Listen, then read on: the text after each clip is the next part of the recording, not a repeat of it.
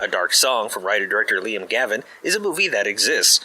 It's about a supposedly guilt-ridden woman who recently lost her son attempting some ancient ritual that will allow her to speak with him once more. Also, the guy she pays to help her. I have no clue if any of this is true or how it pans out, because this 90-minute movie is in no hurry to get to the fucking point. Honestly, if the movie had opened with the death of her son, I may have been inclined to stick around a bit longer. A Dark Song is yet another non-starter of a movie. The page 10 moment is simply the main character finally revealing why we bothered wasting some 10 minutes watching her buy a fucking house in the middle of nowhere and annoying a chubby ginger man at a glacial pace. There's no inciting incident, no forward momentum, character building, drama, or tension.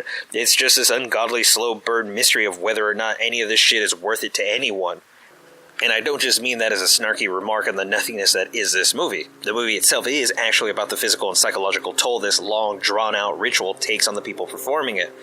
But it's also less about the characters who are suffering and more about the suffering itself, because this isn't us watching a woman moving heaven and earth to speak with her son. It's about the mystery of the ritual even being a real thing.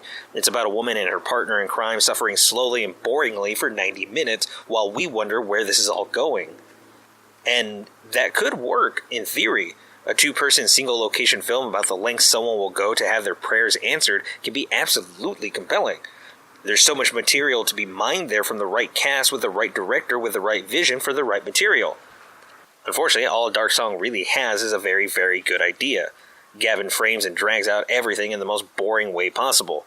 The acting is as flat and lifeless as the lighting and color, and the material is way too thin for even an 80-minute movie. And I can tell a lot of this was done on purpose. I can tell the intent was to create a sense of mood and atmosphere befitting of two broken and deeply depressed lost souls at their most vulnerable, to create some mystery and allure. But all this really does is make the movie come across as both boring and bored of itself. I'd love to see this movie handled by more capable hands, but I wouldn't spend another minute of my time with this version. You're listening to The Nightly Chill with Steve Arviso. We're all a little mad here.